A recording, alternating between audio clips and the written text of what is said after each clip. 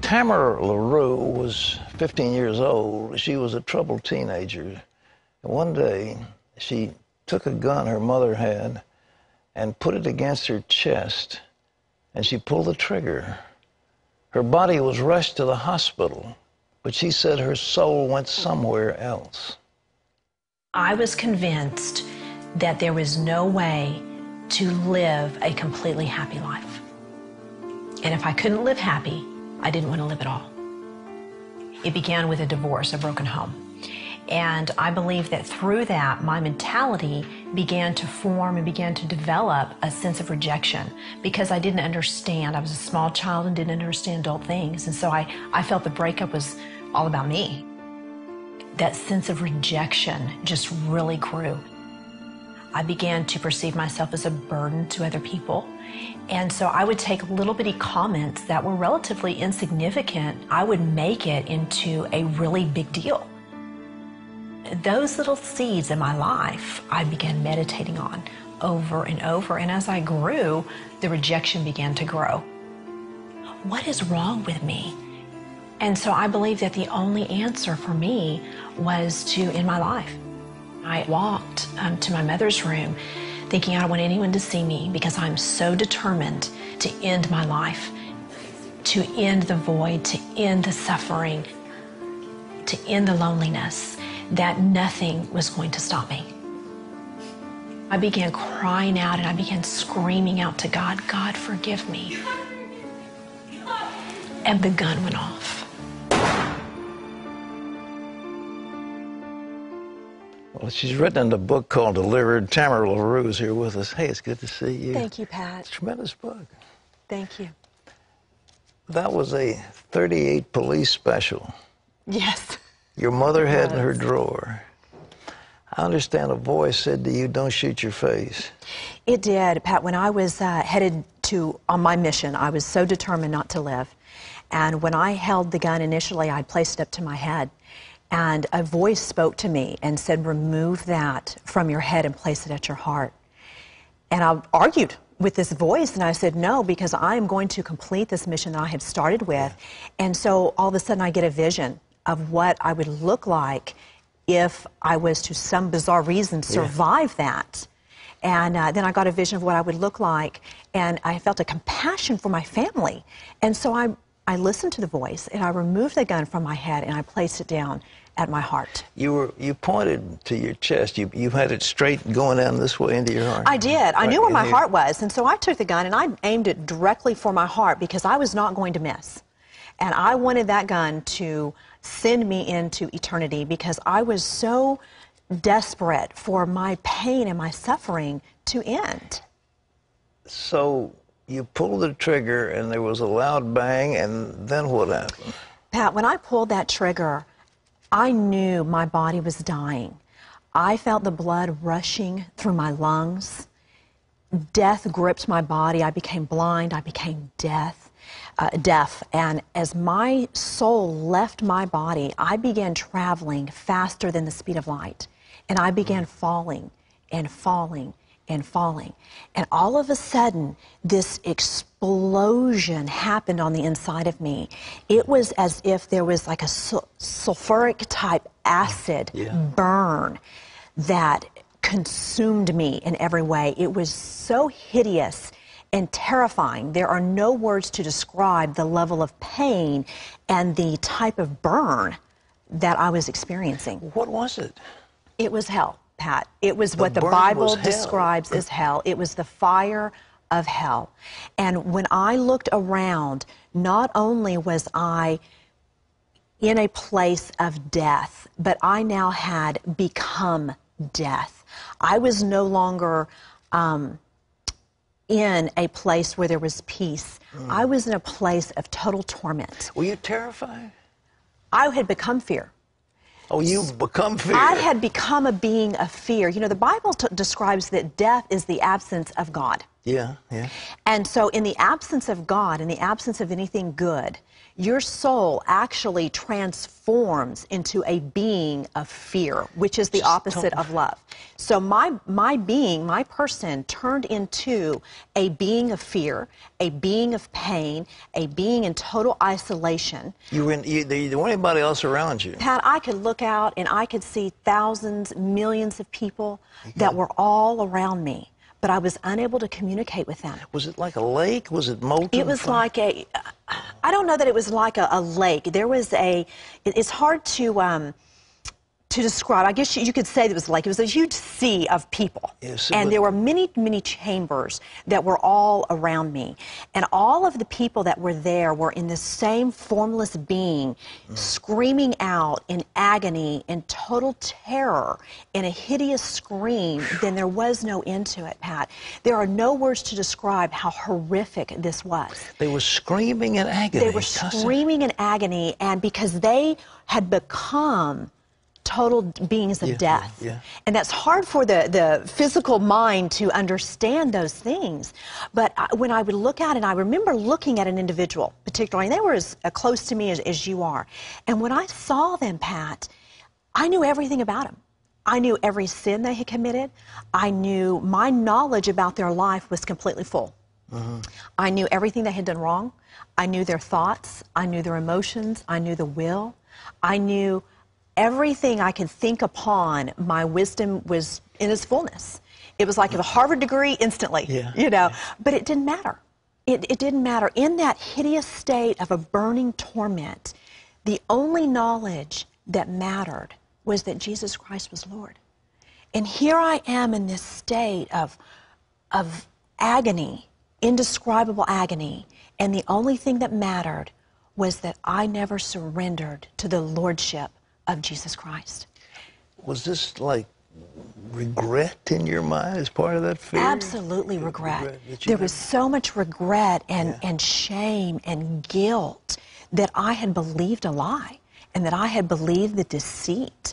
And when I looked out across the lake, across the heavens, I could see the entire universe, Pat. And it was like the earth was magnified. And there was a mutual feeling, a mutual understanding of everyone, the thousands and millions of people that were there with me, that we did not want anyone to go where we were.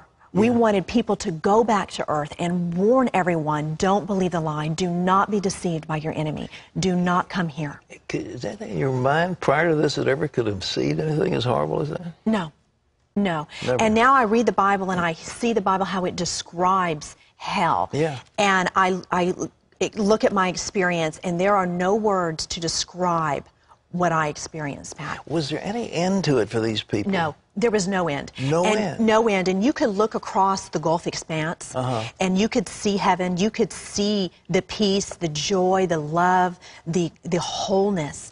And you knew you were never going to experience that, because time does not exist in eternity. Time does not exist at all. And so you know you are there forever with no relief. The burn will never stop. The screaming will never stop. And the only thing you can do is hope that no one else will come where you are. It's the most horrible prospect when you think of it. I mean, human mind can't conceive of anything as absolutely awful as that. You cannot. The human mind cannot, in our physical state, cannot understand spiritual things at all. But you know, Pat, what is so amazing is God's love was so incredible that before I actually shot myself, I cried out to God to forgive me. And in that cry of desperation of forgiveness, God heard me.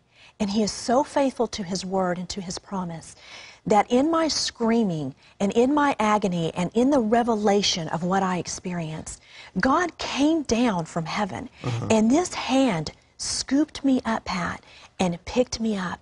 And I realized I was not in hell because I shot myself. Because no act can take you to hell as if no act can take you to heaven. We are saved by faith. Yeah, okay. And so I realized that I wasn't there by my actions. I was there because I didn't receive Jesus as my Lord.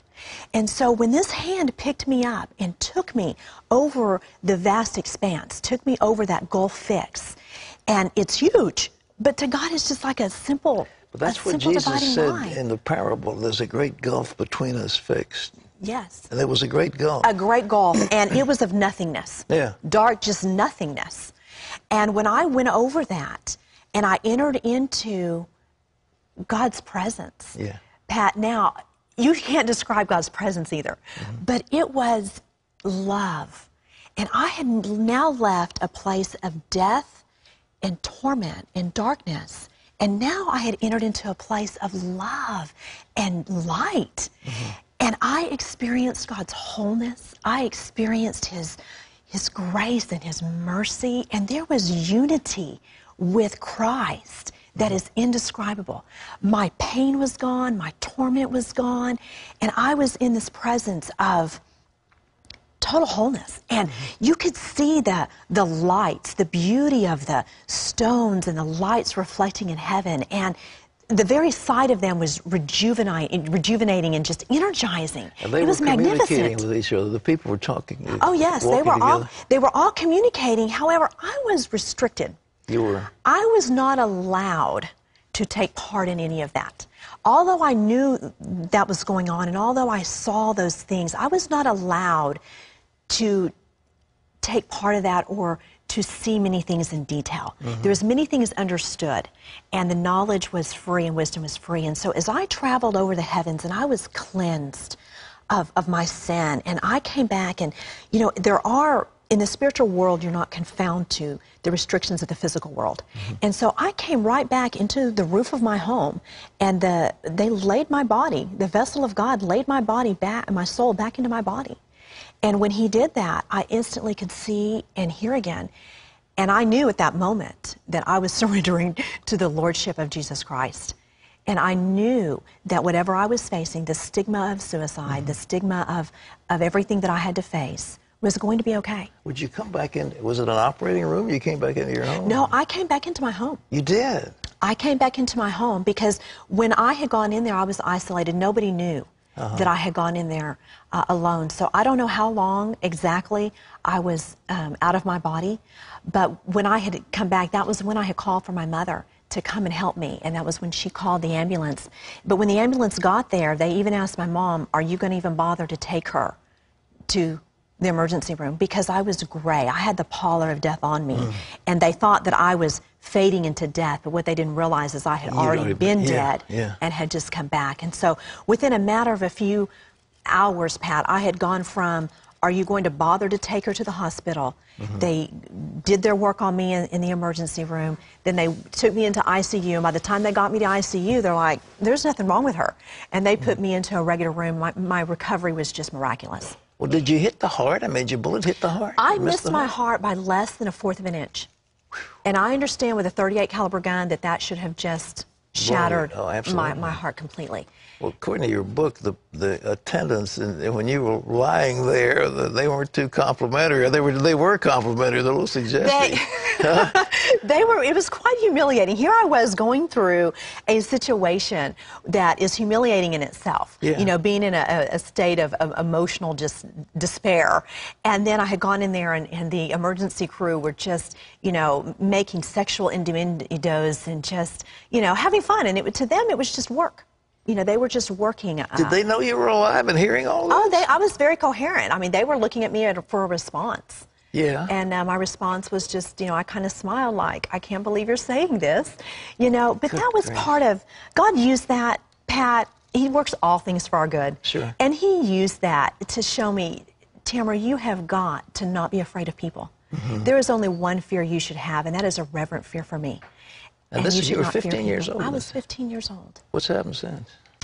You know, it's amazing. You know, you hear testimonies of how God just completely delivers you emotionally. That didn't happen with me, Pat. Although when I came back, God healed me of hopelessness. But He did not deliver me emotionally instantaneously. And I began my journey. And on this journey, it has been a wonderful journey. God has begun to teach me how to take the promises of His Word and apply them to my mind and apply them to my emotions. So God has, through a process, completely delivered me and made me whole, where I am no longer emotionally distressed or depressed or sad or lonely or rejected. Do other people buy this when you tell them? What's your family, your parents, what do they think? Did you tell them where you'd been? You know, initially I did not tell them, Pat, because it scared me. Yeah. And I know that the stigma when people commit suicide, it's, you know, you're wanting attention and we're going to, okay, you know, and I didn't want people to think that I wanted attention. I wanted people to know what I had to say was the truth because I was so afraid of what people thought about me. I didn't tell anybody. For 2 years, I kept this secret to myself. And when I was ready to come and tell people, when I became saved, I started going to church, I started studying God's Word, I started on my journey of learning how to become free and how to apply the cross to my life. Yeah. But I made a lot of mistakes. And I would still fall back and I would drink and I would party with my friends because I needed these friends, I thought. Okay. And God showed me different. And so when I came out and began to tell my story, people were like, okay, if you're really telling the truth, then why did you go back and do these things? And it's a perfect opportunity for me to tell them, when our soul is in our body, we are in a war for our soul. Right. And I am having to learn how to crucify my flesh and live after the Spirit of God. And I have gone on that journey. And so now, Pat, people, when I share my testimony, we see people saved and delivered and restored and made whole. And that same love that God has given me, I'm seeing Him manifest in the lives of others. And it's just amazing. Tamara, this book is tremendous. Ladies and gentlemen, it's called Delivered. Tamara LaRue, what a story. And that journey from heaven, or hell to heaven, not heaven to hell, hell to heaven. Yes. Tamara, God bless you. This is great. Oh, thank you so much. God has been... We serve a mighty God. We do indeed. And, you know, Pat, I want to say one thing. If you are believing anything other than the gospel of Jesus Christ, you are believing a lie. Because the gospel is the truth. It is the only truth. You cannot add to it, nor can you take away from the gospel of Jesus. You've been there. And I've been there. Tamara, God bless you. Thank you so much. Tamara LaRue, ladies and gentlemen. A whole week, we're talking about life beyond the grave. People who've been there, they've seen it. Listen to what they say. We leave you with these words from John 14. Jesus said, I am the way, the truth, and the life. No one comes to the Father except through me. We'll see you tomorrow. Don't miss it. Bye-bye.